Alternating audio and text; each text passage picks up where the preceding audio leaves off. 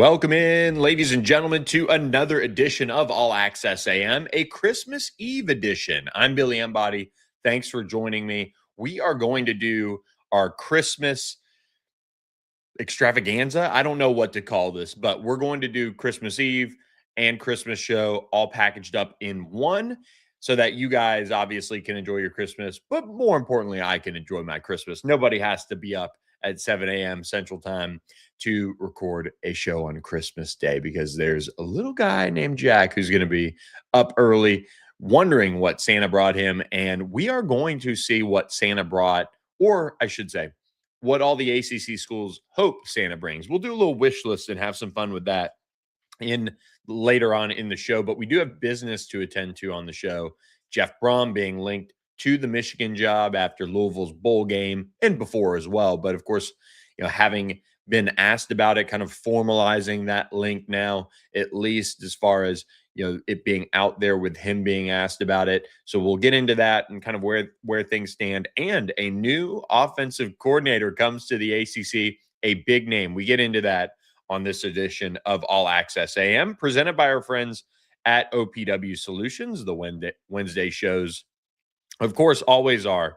And OPW Solutions is your go-to one-stop shop if you're a business owner and you need your commercial services done. You need your landscaping, your power washing, your snow and ice control.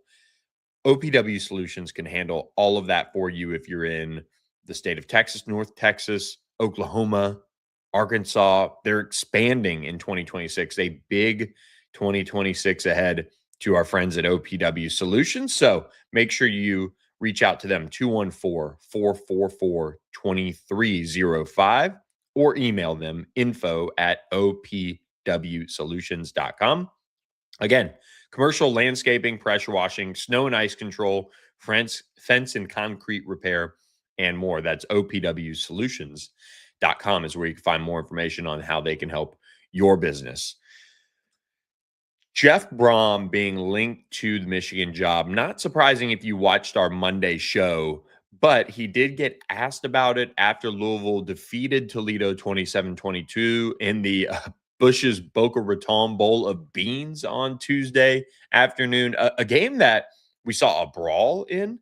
We saw Louisville kind of race out to a lead in a sense over the course of the game, kind of built that lead, and then were able to hold off I would say, pesky Toledo team trying to mount a comeback there. But Louisville gets a bowl win, which is, of course, important. But Jeff Brohm was asked about it after the game, and he just said, quite frankly, I don't speak on other jobs. I'm happy with this one and happy with the victory. So when you look at Michigan and their coaching search, Chris Bayless of our site that covers Michigan, the Wolverine over at On3 Sports, did link him as a candidate for the job. He said, and Pete Nakos of On3 as well has said that Michigan would obviously like a coach in place by that January transfer portal window opening on the 2nd. And if you're Jeff Brohm with under $1 million buyout, you're an attainable candidate for Michigan at this point. A lot of these coaches are very settled in at where they're at. A lot of the moving and shaking has already happened, and Michigan has a lot of questions around it. Will Ward Manuel be your athletic director? Will we see some more changes come across that Michigan athletic department that has had a lot of turmoil over the last few years now? So Brohm currently sits at 94-56 in his career. He's 7-2 in bowl games as well, which is always an interesting stat now with all the opt-outs and things like that. But Louisville did not have that many, really, as far as the opt-outs go. Miller Moss played and at times was, up, at times was down. But Isaac Brown had a terrific touchdown run that we pumped up on our social media feed if you want to find it at All Access AM. Keywan Brown had 112 yards rushing, and Louisville finishes 9-4 on the season. And if you're a Louisville fan, you're disappointed because of where you could have been. And it really all kind of was hit or miss around the time the coaching carousel really heated up. That Penn State job being one that Jeff Brohm was linked to at times. But also now you have this Michigan job, and Jeff Brohm looking for more resources for his program, that's where you could go and have more resources.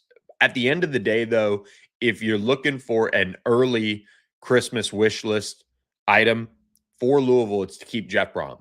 You can see the program going in the right direction. He's clearly doing more with less, and he's a native son. So you want to keep Jeff Brohm. You want to lock him up with a contract extension and get some more commitments on the way as far as monetary support for Jeff Brohm to keep doing what he's doing.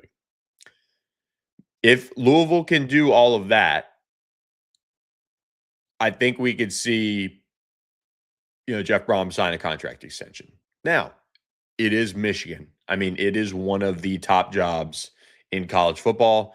It is a job that has shown that even when Ohio State is rolling from a roster perspective, can go out and beat the Buckeyes. You can kind of always have that feather in your cap opportunity every single year.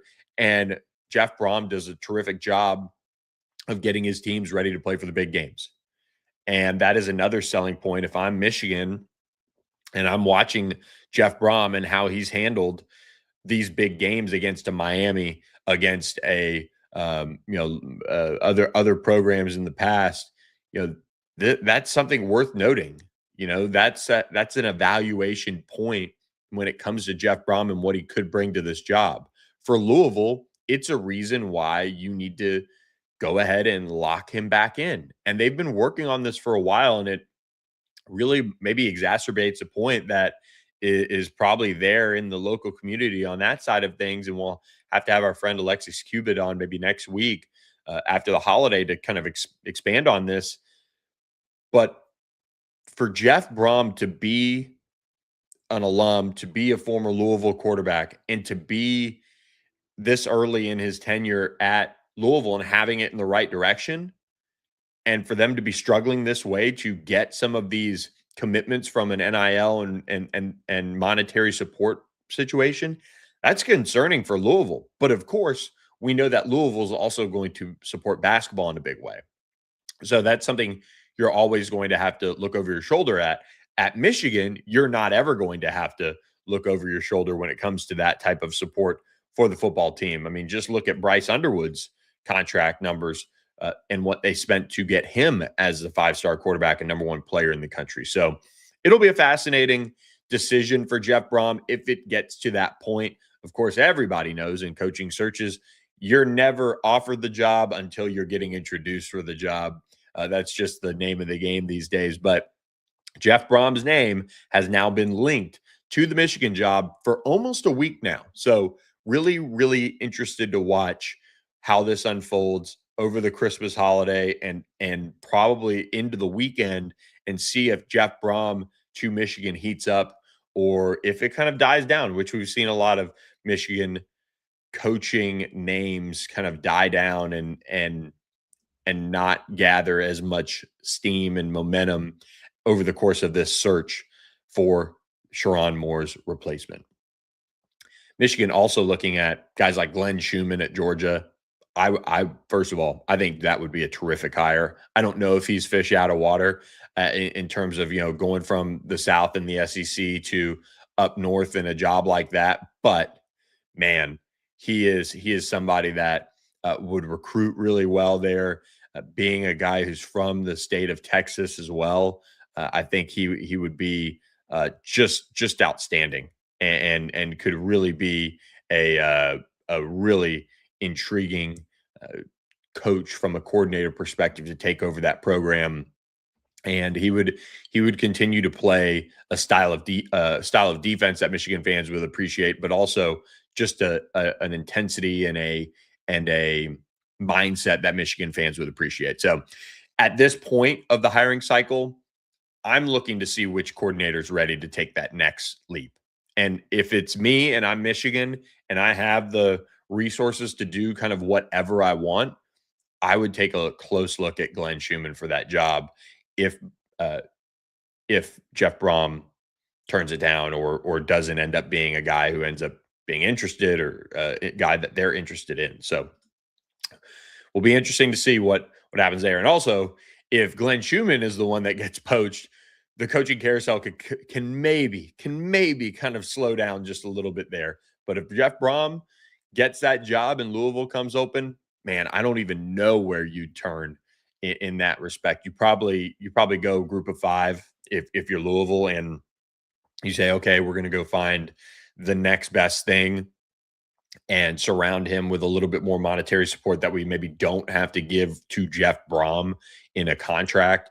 We can do it in NIL and rev share and this and that for Louisville players. So we appreciate you guys watching All Access AM. There's a bunch of you on this morning. Maybe you're out doing some last minute Christmas errands. Maybe you're getting a workout in before all the Christmas eating and festivities. Maybe you're just going on a walk and the in-laws or the family are already in town and you're saying, okay, I'm just going to go for a walk and listen to All Access AM. We appreciate you guys. Hit that subscribe button if you're watching on YouTube, please. If you're not watching on YouTube, I implore you, go to our YouTube channel, All Access AM, and click the subscribe button. We're going to eventually move solely to the All Access AM YouTube channel as far as building that up. We're not going to simulcast on the On the Pony Express channel for those of you that watch there to just build that separate feed out. So make sure you subscribe to the All Access AM YouTube channel and keep it rocking with us. We appreciate all the growth we've seen, and it's as good of a Christmas present as you can give to me is subscribing to the All Access AM YouTube channel. And we're thankful for our friends at Horn Legend as well. Horn Legend, the best way to show up on Christmas Day or for Christmas dinner is in a Horn Legend sports shirt. I've got a couple of these now. I am going to completely revamp my button-down collection, whether it be the performance woven collection that you see the actual button, or I love the hidden button collection that they have with the collar there that kind of gives it a little bit more of a formal look at times, at least in my opinion, and you can hide the button still. And all of this is performance fabric. So if you're me and you sweat, it's a game changer. So make sure you check out our friends at Horn Legend. That's HORN legend.com. Code PONY gets you free shipping. Again, if you want to print out a little picture of whatever you're giving somebody, if you've struck out, if you need to get one more item, this is the place to do it. Horn Legend, fantastic gear from a sports shirt, from a pullover perspective. As it cools down, make sure you got a couple of the pullovers on hand as well. So appreciate Horn Legend for sponsoring the Thursday show. So wanted to mention them as we get into the deeper into the Christmas extravaganza that we're doing here on All Access AM. We do have to mention that we're also seeing a new name at coordinator in the ACC. North Carolina has finalized a deal to hire Bobby Petrino, the former Arkansas offensive coordinator, as North Carolina's next offensive coordinator under Bill Belichick, according to On3's Chris Lowe, Pete Nakos, and Inside Carolina, which if you're a North Carolina fan and you're not on Inside Carolina, you're doing it wrong. It is, I believe they're the number one, maybe they're top three in the entire industry of fan sites with subscriptions. It's just the place to be. Bobby Petrino comes into Chapel Hill, replacing Freddie Kitchens, the offense coordinator who was fired earlier this month. With Bobby Petrino coming into North Carolina, he looks to revitalize a Tar Heels offense that was one of the worst in 2025. They were 119th in scoring, 129th in total offense.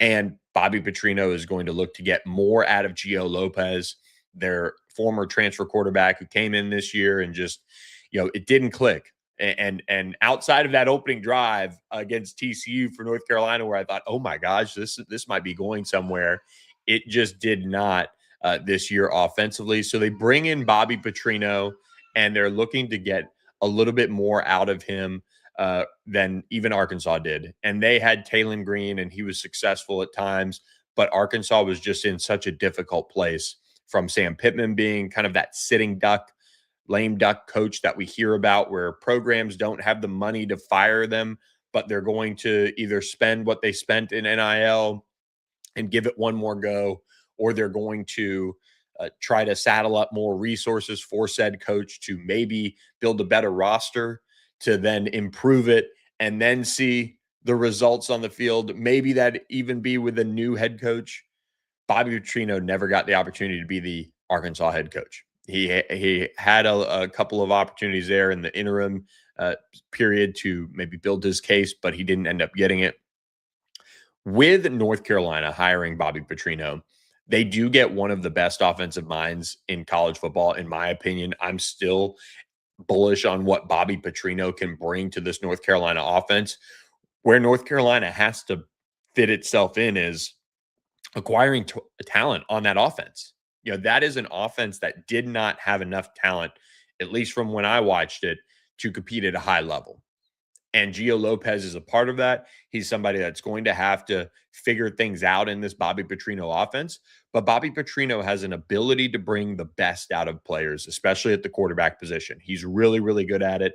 You've seen what he's done at Texas A&M as well. When he was Jimbo Fisher's offensive coordinator, they were able to get up to 33 points per game, top 25 offense in scoring. Bobby Petrino still has it. So there's a lot of laughter around this hire because Bill Belichick, Bobby Petrino, kind of their off-field lives. But Bobby Petrino is a really good football coach, and I am intrigued to see how this goes.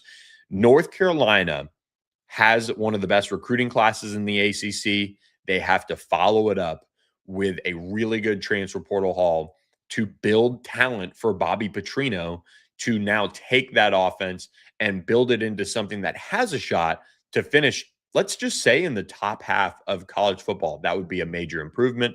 That would be an incredible job by Bobby Petrino to get to that level if he could do it. So quite the time in Chapel Hill where Bobby Petrino takes over as the offensive coordinator.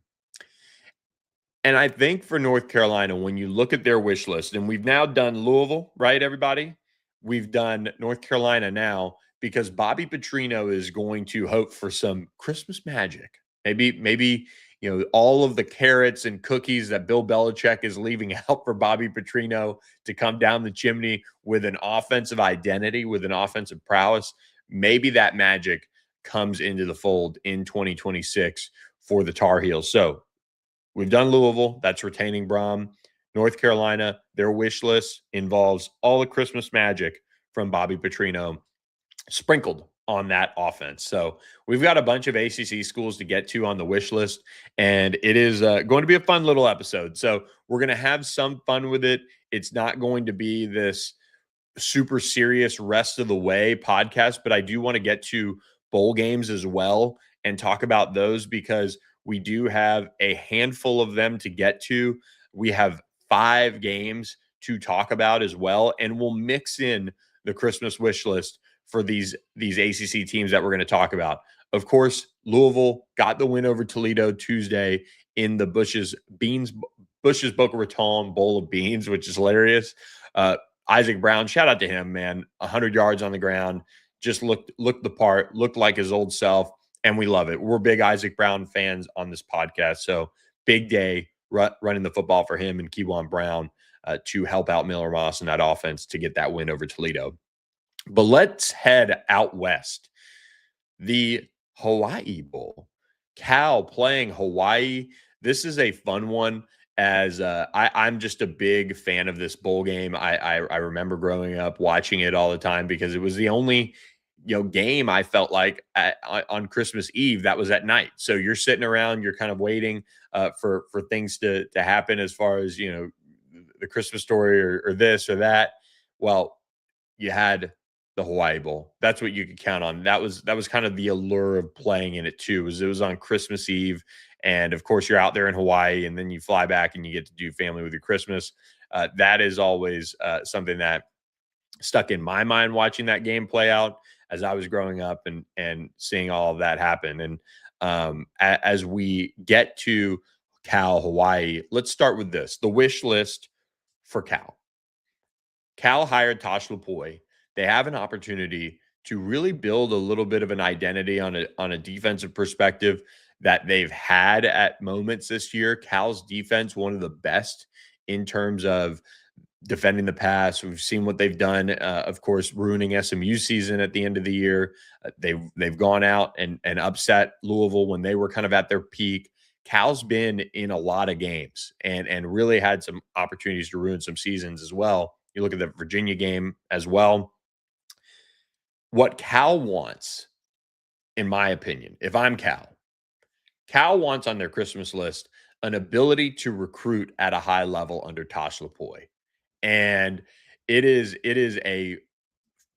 an environment out in Berkeley that needs a shot in the arm, and they bring in a native son in Tosh Lapoy to bring it, and there's a lot of excitement around that. But this is a recruiting class that ranks 49th nationally. It is not one of the best in the ACC.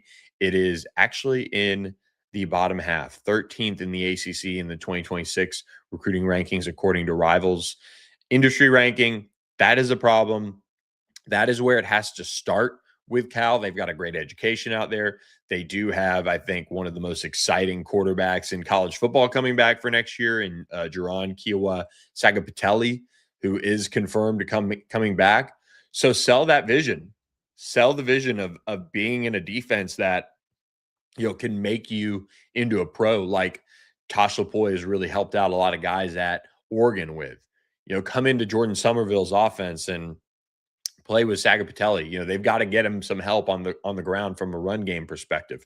So go out and find a way to recruit at a high level. That's what Tosh Lapoy really built his career early on with. I mean, there are some great recruiting stories with Tosh Lapoy involved on that recruiting side of things. So Cal, they want a recruiting influx. That's what they want of talent. Get it from the high school level, get it nationally. That would be good for the ACC to bring in some talent like they used to, like Aaron Rodgers, Marshawn Lynch, Deshaun Jackson, guys like that. It would be something else to see this Cal program kind of revert back to the level of at least skill position talent that we've seen in that program in the past. Tosh Lapoy has the recruiting chops to at least put them in position to get some of those guys if they'd like. So Cal's wish list there is to recruit at a high level under Tosh Lapoy. And I know some of these are broad. I could really drill down, and some of these I will when it comes to what they need. And some of them, I think they're good teams and they maybe just need a little tweaker there, something there. So some of these will reflect that. Some of these are big picture. Some of these are very targeted needs. Looking at you, Clemson, looking at you, FSU, looking at you, Miami, and some of them will group together. Cal does take on Hawaii, though, in the Hawaii Bowl. And this is an opportunity for the ACC to kind of get right after Stanford blew a lead and fumbled it away against Hawaii earlier in the year. Maybe the other team in that rivalry, Cal, can take up arms against Hawaii and finish the job. This would be a really nice win for Cal and the ACC just as a whole. When you look at the ACC in bowl games, they've got the NC State Memphis win. They've got Miami beating Texas A&M. They've got Louisville beating Toledo. Cal can make sure it's 4-0 to start bowl season for the ACC. So you're out west, you're having a good time. Cal has an opportunity to get this one done. And I really haven't been able to watch too much of Hawaii this year, so I don't even know how they can match up. But man, I feel like this Cal team showed so much by going out and beating SMU the way they did, even though they allowed SMU to come all the way back. This is a Cal team that is very good when it wants to be, and they've shown that all year long. And it's a credit to, I think, this league as well. And I think you look at the two teams in the conference championship this year, Virginia and Duke. Man, Cal almost beat Virginia. They threw a pick six to make it look worse than it was, and then they took a loss at home against Duke as well. But Cal just has this ability to kind of grind some things out and play a physical brand of football at times. And when they do, it's really fun to watch. So I think Cal is going to beat up Hawaii pretty good in this one and get a win and move on with their season. When you look at this one, as far as the line goes, Cal is a 1.5 point underdog, and this is a home game for Hawaii, basically. So I am not surprised by that. I think Cal goes out and wins by 10. That is my prediction. I don't know a total. I don't know how many points are going to be scored in this one. I like Cal to take care of business in a big way when it comes to getting this one done. So that is Christmas Eve. That is 7 p.m. Central Time on ESPN for those of you looking to watch that one. It's all the way out in Honolulu. Man, what a bowl game. What a trip. Got to get out to Hawaii one day. Looking forward to doing that. So before we go any further, guys, do want to remind you guys that one of our friends of the show as well is the La La Land Foundation. And this holiday season, start planning your 2026 and who you want to be involved with from a charitable perspective. And the La La Land Foundation is one that I can tell you is a perfect fit for so many people. And the reason why is you have this extension of the La La Land kind cafes around the country that are growing. And that whole business is built on kindness. And it's a movement. It's not something that's fake. It's not a marketing play. It is in everything that they do. So when they started the foundation, that was their plan, is to normalize kindness.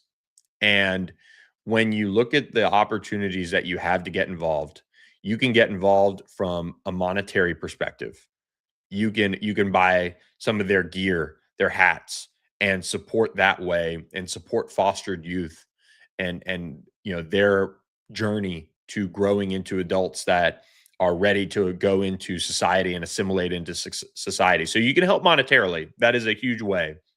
And they are looking for corporate partners. So if you are somebody who could make that type of a change, go to lalalandfoundation.com and get involved and just start that process. See if it's a fit for you and your company. And that way you can also do in-kind donations. You can also do the corporate sponsorship route if you want, or volunteer with skill development or personal growth journeys to help the foundation improve the lives of so many youth. That's what it's all about, is helping shape our future, and they do it through kindness. So if you haven't had a cup of a La La Land coffee, it's unbelievable. We kicked off some last minute uh, errands with that yesterday. So really enjoy our partnership with the La La Land Kind Cafe and La La Land Foundation. So we appreciate their support of All Access AM. If you're tuning in, we did already break down Jeff Brohm and Michigan. We talked about Bobby Petrino as the new offensive coordinator at North Carolina. And now we have 4 bowl games on Saturday to talk about, and 4 pretty good matchups as well. Saturday, December 27th is that really high-end, final weekend of 2025, where we're going to get a lot of quality bowl games, a bunch on TV that day. But this is an ACC podcast. This is where you get the goods on the ACC teams. 4 ACC teams we get to talk about and dish out their Christmas gifts, or what we would hope that they would get under the Christmas tree, I guess. Let's lead off with the 11 a.m. Central Time matchup, Pitt versus East Carolina on ESPN. And I take that back. Guys, it's a 10 a.m. matchup on ESPN. I couldn't believe it when I saw it. I just glanced right over it. 10 a.m. Central Time, 11 a.m. Eastern, Pitt versus East Carolina on ESPN in the Go Bowling Military Bowl. Pitt does come into this one against a East Carolina team that I think is pretty good and going in the right direction. If you're a program that is looking to the future and maybe thinking there's going to be a coaching change in 2026, East Carolina might be a place to look because of the job that coaching staff has done with Blake Harrell taking over that program and being promoted. He's fit in really well. They're 8-4 overall. They're 5-1 at home. They finished 6-2 in the AAC. They did lose a tight one to NC State, 24-17 to open the season, and they lost 34-13 to BYU. So they're battle tested in that respect, and they've gotten close to really being a force in that AAC. They almost beat Tulane earlier this year. So they have some tools to beat Pitt. And Pitt is coming off of a disappointing finish to the regular season. And what really they're trying to do here is avoid not another collapse, because their schedule just was what it was. But they weren't able to get across the finish line after that Georgia Tech win that they got and shocked the Yellow Jackets down in Atlanta. They couldn't do that against Miami to find a way into the ACC championship game. And of course, they lost to Notre Dame in a game that really wasn't that close in the end, as they lost that one 37-15 to the Irish. Of course, the Irish staying at home this year, but Pitt has an opportunity here to finish well. And I think that's the biggest thing here, because if you can get a win from Cal over Hawaii, Pitt is up next as far as who can keep that ACC streak going. And if Pitt can improve to 9-4, that's another 9-win team. The ACC has a lot at stake in bowl games, in a sense that there's a bunch of teams that can finish with 9 wins. It seems like you have Duke that can finish with 9 wins. You have a Pitt team that can finish with 9 wins. You have an SMU team that can finish with 9 wins. Georgia Tech's already at 9 wins. NC State is done at 8-5. Louisville's got to 9 wins. Wake Forest can get to 9 wins. So there are some opportunities here for some statements to be made by the ACC teams in bowl games this year, and figure out how to continue to raise that profile of the conference. And what better way than a nationally televised game for Mason Heinchel to continue to get his name out there? He's had a terrific season. It didn't end the way he wanted it to. I think there's still some work to be done as far as what Pitt can do for him to get more talent around him. He is somebody that, as the days and weeks go by, you've got to be really watching closely if he is going to announce his return to Pitt.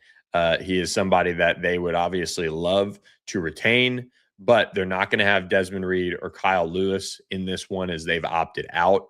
So that does make it a very difficult matchup without 2 of your key players in this game. But East Carolina is still a group of 5 team. They're going to have some opt-outs, I would imagine, as well, just with the way the transfer portal is. Pitt is favored by 9.5. I don't love that spread, I'll be honest with you. I could see a world where East Carolina can find a way to keep this one close. That's just who they are. They played really well in against better competition this year, so keep an eye on that. But the Mason Heinchel train has to start taking off for 2026, and that is on Pitt's wish list, is a commitment from Mason Heinchel to stay in this program and keep developing under Cade Bell, the offensive coordinator. And if you're a college coach out there and you're looking for an offense coordinator, Cade Bell's really good. I'm not trying to get him out, but man, Cade Bell is a really good offensive coordinator, and you can see what he does at the quarterback position at a high level. And so on Pitt's Christmas wish list is to keep Mason Heinchel in the fold for this one, as they do look to make the most of their 39th all-time postseason appearance, and they'll look to get a win to finish off at 9-4 this season. East Carolina comes in at 8-4, like I said. This is the 5th meeting all-time between Pitt and East Carolina. Series is tied at 2, so winner gets that critical game 5. Who knows what will happen in the best of 7, but the teams last met in 1992. 37-31 Pitt win. So Mason Heinchel in this top 20 scoring offense looks to create some fireworks out there in Annapolis. Morning game, Saturday, 10 a.m. for us in the Central Time. It'll be a good one, though, as I have a lot of respect for what Blake Harrell and East Carolina is doing in their program's direction. So keep an eye on that one, and keep an eye on our friends at Socorro Tequila as well. I know I'm loading you guys up on our friends here, but it is the giving time of year, and Socorro Tequila is a great stocking stuffer. It is an award-winning tequila. Make sure you go to socorrotequila.com and take advantage of it. Free shipping on 3 bottles or more. So a little late for Christmas, but perfect if you say, okay, I want to give this a try. I want to try the Añejo, Blanco, Reposado. Let's do it. Let's order it, and we'll try it around New Year when it gets here. Perfect. Do that. But also go to your local liquor store. You can find it online as well. See where they've got it. You can click the Find Us button, and it'll take you right to Socorro Tequila and tell you where to get it according to your area and your location and all of that.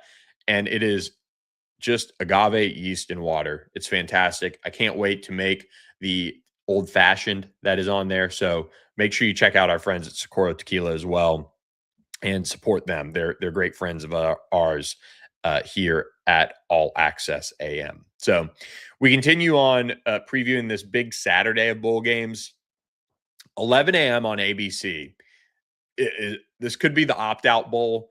This is Penn State, Clemson, and a matchup where you have two teams that just do not have their normal capabilities together. Penn State has completely floundered this year outside of almost beating Indiana. I mean, they were close against Oregon, but that really kick-started the James Franklin getting fired route. And then you have Clemson, who could very well be without their entire starting defense, basically, as far as opt-outs, injuries. There's also going to be a bunch of players that are unavailable due to injury in that one. So this game, this matchup in the Pinstripe Bowl up in Yankee Stadium is just oozing with excuses on both sides. And it is a brand name game in terms of Penn State playing Clemson, but they are playing in a baseball stadium. They are playing with a bunch of questions around the futures of both of these programs as Matt Campbell takes over at Penn State.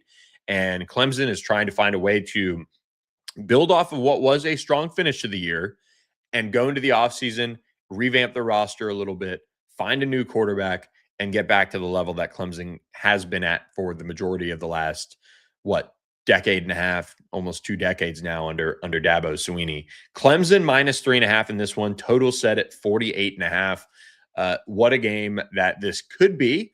But Dabo Swinney in this program is going to have a lot of questions around this team going into the future. Garrett Riley, the offensive coordinator, needs a new quarterback. We'll get to that in just a moment.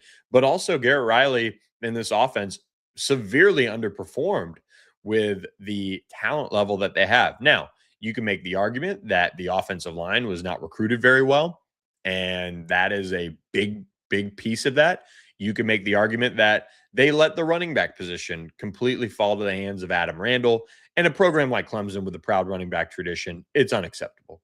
And there's a lot of things that I'm sure Clemson media, Clemson fans are upset with, but I think that's one of the most egregious ones right there is that Clemson went into the season with Adam Randall being the guy. And it was just this kind of understanding that he was going to get the job done. Well, not the case, not close, and not good enough. And when you have a first-year starting quarterback in Christopher Vizina next year who could have his shot, that's really unacceptable. So there's a lot to get to on Clemson's future, and we'll get to a lot of that as we move forward in 2026. We're going to do kind of some podcasts that might even be just team focused entirely, where we spend an hour going through every team. So buckle in for that during the heat of basketball season. But if we do it every single week, guess what, guys? If we pick one day, we're going to get to spring ball rather quickly with all these breakdowns of these teams. But when you look at Clemson in this matchup and going against Penn State, I worry because Cade Klubnik's going to have to do so much. He's really going to have to be that guy for them to step up and really make some serious moves in this game for them, because this is a Clemson offense that is going to be without a lot of key pieces with 30 scholarship players out, whether it be injury or opt-outs or transfers. This is a bowl game that can go all sorts of different ways. I'm not even going to try to predict it. I'll just give you the spread and you guys make your decision. Again, it's Clemson minus 3.5, but Cade Klubnik does get the ball on Saturday at 11 a.m. on ABC, looking to continue their winning ways to finish out this season. They've won their last few games, got a win over South Carolina. Clemson, as far as a wish list, though, I don't know. I've gone back and forth with this one.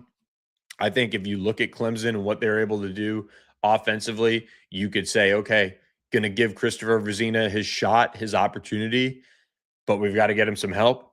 or you go straight up. Clemson needs to go out and get a elite running back out of the transfer portal. I lean the latter because I think having a strong running back can cover up a lot of things from a quarterback perspective that clearly all those wide receivers and all that talent out there at the skill position spots for the most part this year couldn't cover up because they were one dimensional. So I look at Clemson's wish list. I look at a running back, and I even had it down here: game time decision, QB or RB. I'm going running back.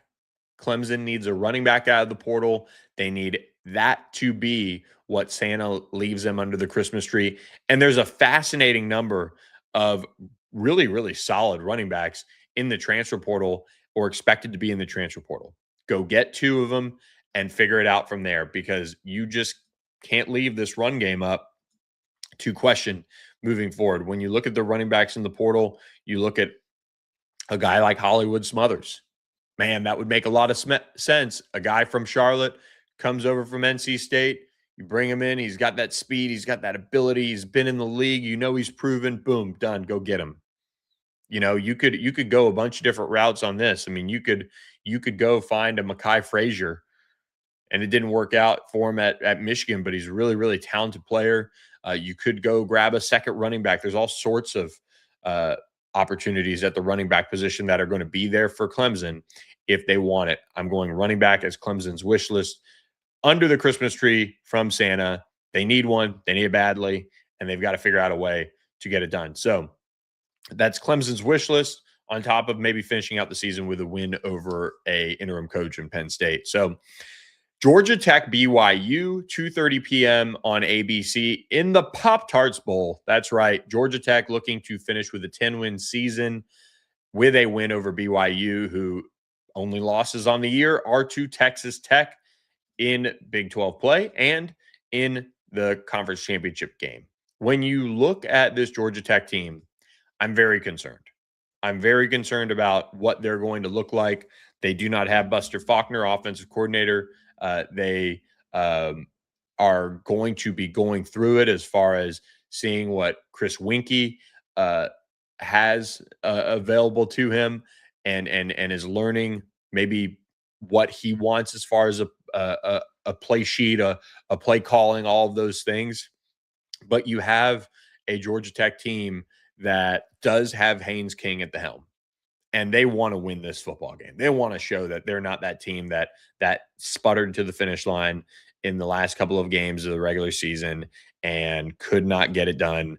They want to finish with a really strong taste in their mouth, so to speak, as far as their season and what they accomplished. Because there's a lot of guys on that Georgia Tech team that you probably sit there and you look at Georgia Tech, you look at Virginia, you look at, SMU. Those are teams that, with these long layoffs, should have flushed all of that end of the season drama down the drain. But you do have that maybe hanging in the back of their mind. We did not finish. How do we finish? That is the question that Brent Key and this Georgia Tech team must answer in the Pop-Tart Bowl. They have a lot on the line as far as getting a 10-win season and capping this historic season for Georgia Tech. BYU favored by 4.5. And I got to be honest, I like it. I think BYU is going to beat Georgia Tech. Kalani Sitake is a really, really, really good coach. These are two coaches that identify and prioritize similar things. They really want to be hard-nosed football teams. They want to, reflect that edge that both of them coach with, that both of them live with in terms of their mindset. And so I'm going to go ahead and pick BYU to win this one. I like them by 7. I just don't see this one being, down to the wire.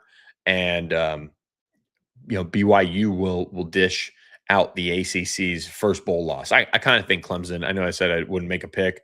I definitely wouldn't bet it if I was anybody out there. But I do think BYU dishes the first bowl loss to the ACC, which would not be bad. ACC Big 12, but man, you're looking at a bowl slate at that point where, if I get my predictions right over these next few games, and you have the games that have already been played, the ACC is sitting at 1, 2, 3, 4, 5, 6, 6-1 with only a few games to go in the bowl slate. So It's funny, nobody talks about how well the ACC has started off in the bowl season because bowl games don't matter. But here we are. Virginia, Missouri, 6:30 p.m. Central on ABC. And oh, by the way, before we get to that, I almost forgot Georgia Tech's present. I mean, they almost got cold. That's almost what they got because they did not finish the regular season. Georgia Tech, they get a pass rush. They get a pass rush. They were uh, poor in turnover margin. I believe they were around the 100th mark in turnover margin. That Georgia Tech defense has got to figure out a way to take away the football because right now they're not stopping it. They've got to be that feast or famine style of defense. And for Georgia Tech, if they can get a pass rush and force some of these quarterbacks like CJ Bailey, who had all day, every day, and I guess defensive line is really what we should say because you've got to replace an Achilles Stone, for example. Georgia Tech has to find an upgraded defensive line. I think it starts with a pass rush. They're kind of completely middle of the pack. They're actually just like a little bit on the bottom half of college football in terms of sack rate and sacks.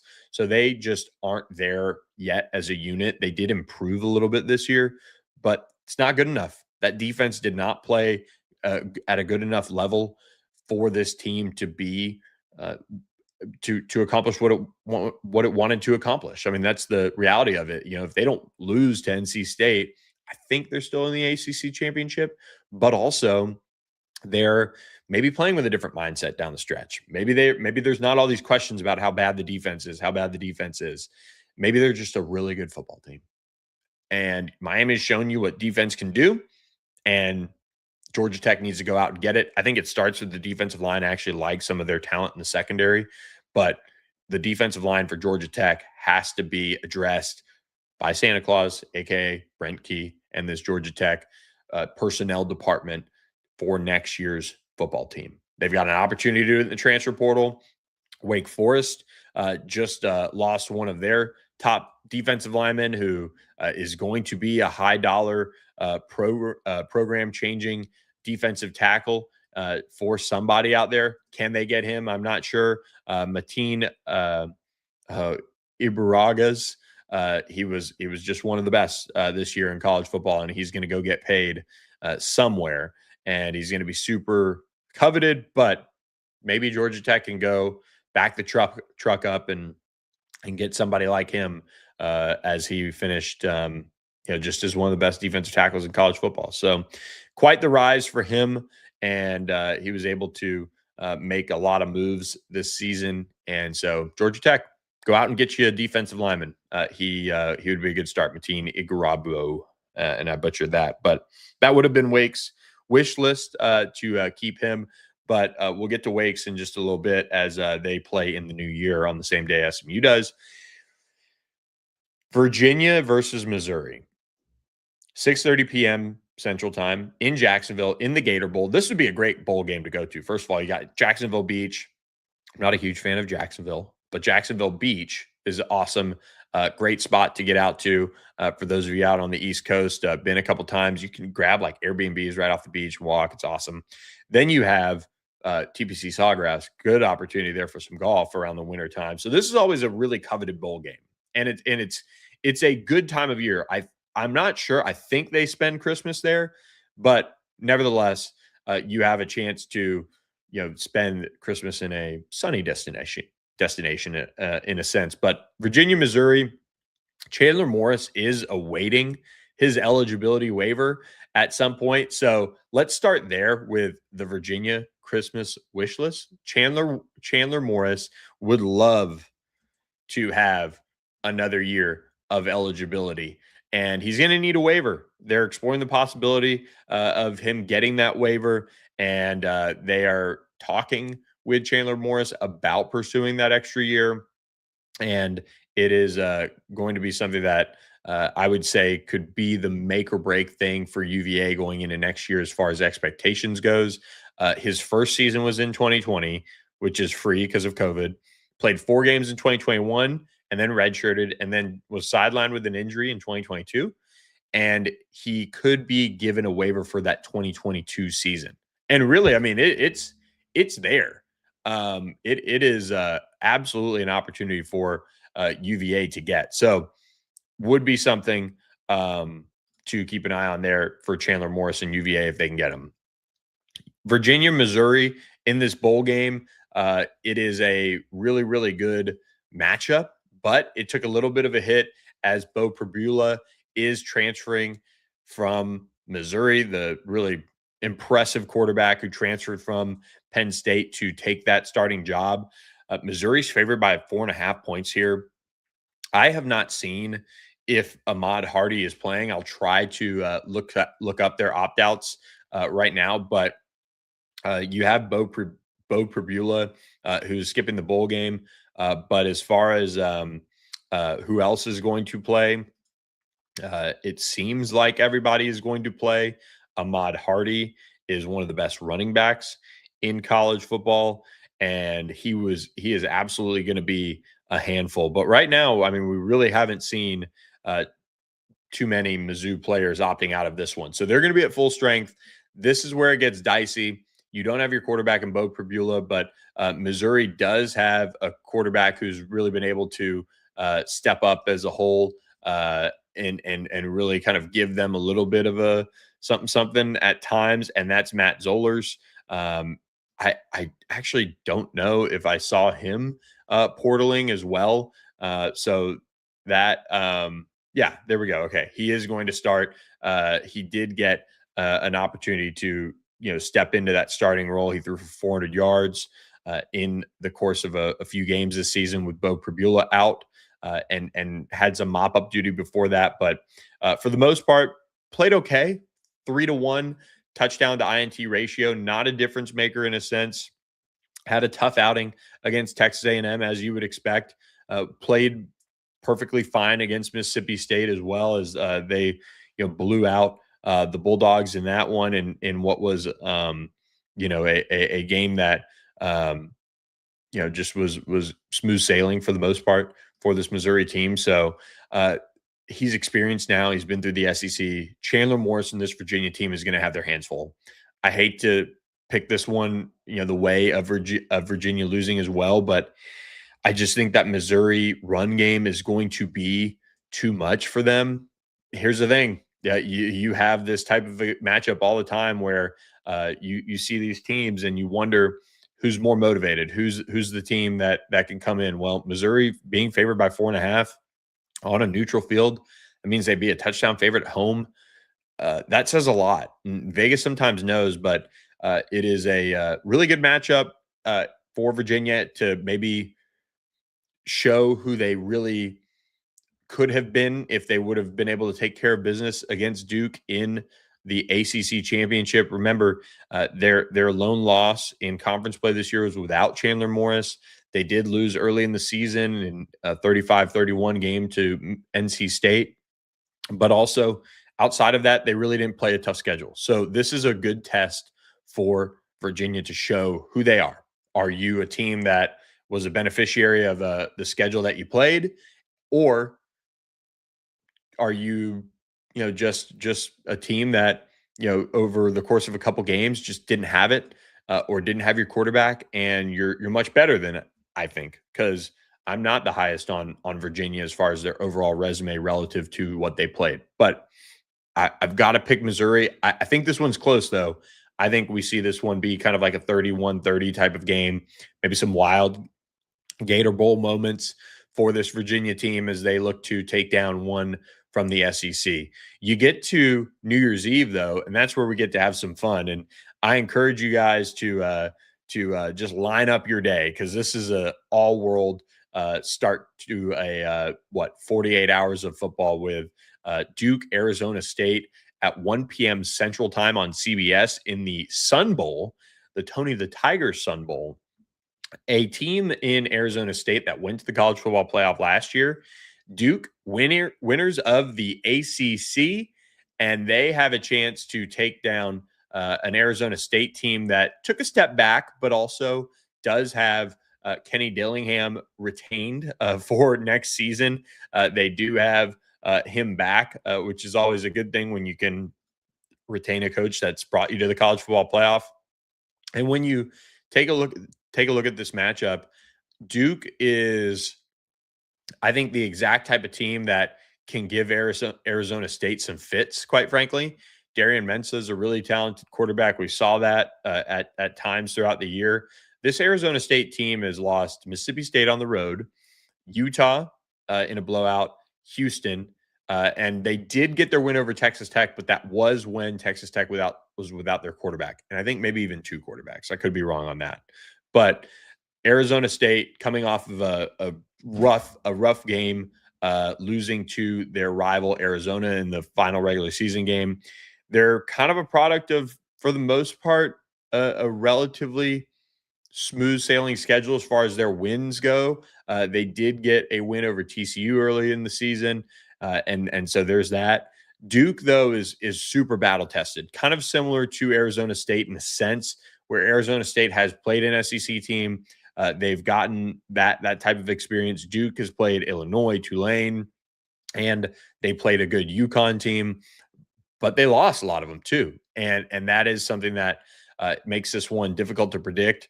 But I really like Darian Mensah jumping back in with the Duke program again for his final season. Duke is favored by 3 points in this matchup. The total is set at 49.5. I think Duke gets this one done. I don't know why. Arizona State and Kenny Dillingham, it just seems like they have a good thing going on or whatever. But man, I could see Duke taking this one and getting the win. We'll preview this one closer to it, and we'll save Arizona, SMU, and Wake Forest, Mississippi State for next week as well, and get into those matchups, as well as a massive Miami Ohio State preview we've got to get to as well. But let's do this. Let's wrap up our quick Christmas gifts here for our ACC friends across the world.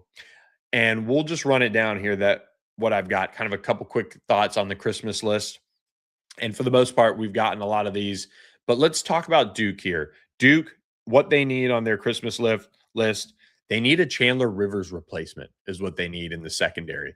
And Lyric Rawls is a Kansas defensive back transfer who's really talented, and Duke is among the programs pursuing him.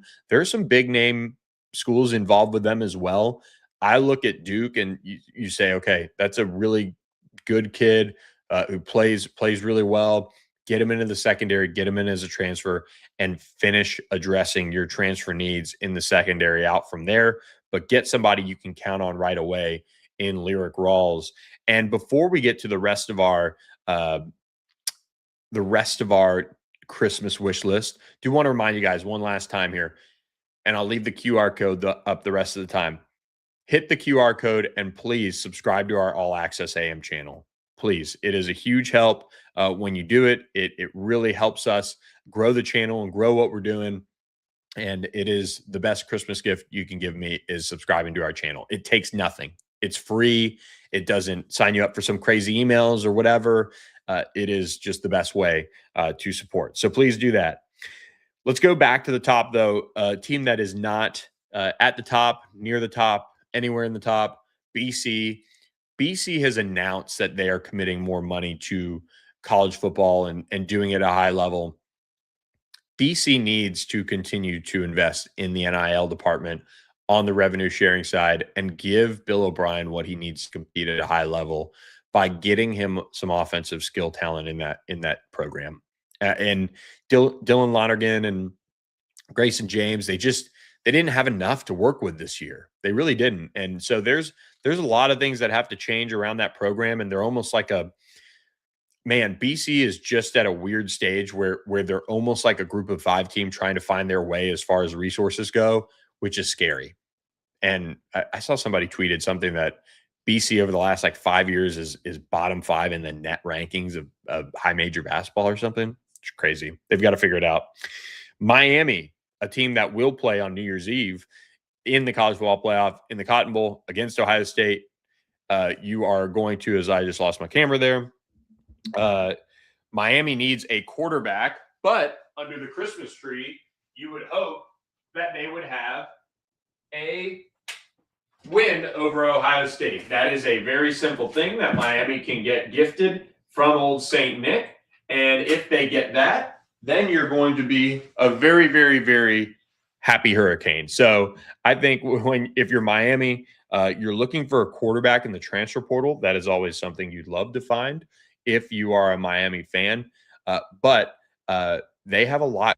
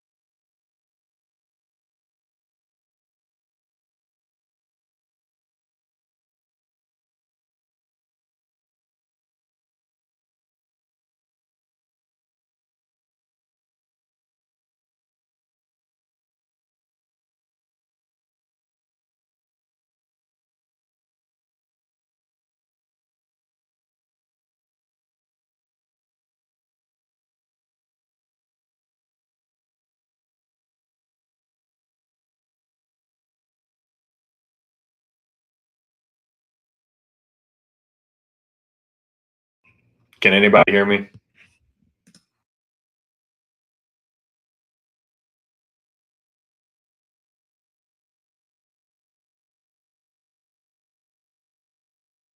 Can anybody hear me out there?